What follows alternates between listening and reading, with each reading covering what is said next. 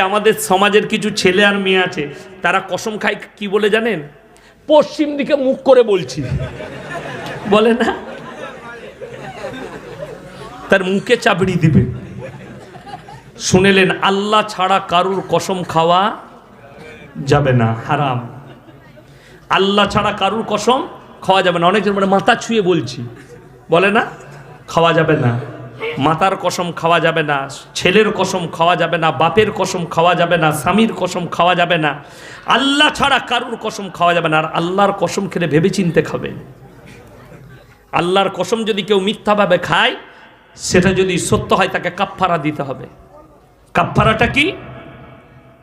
কসম, অনেকজন কসম খায়, আল্লাহর কসম করে বলছি আজ জীবনে তোর ঘরে ভাত খাবো না, কিন্তু সে এমন একটা সিচুয়েশন এলো, তাকে খেতে হবে। কি করবে? শুনেলেন, কসমের কাফফারা শুনেলেন।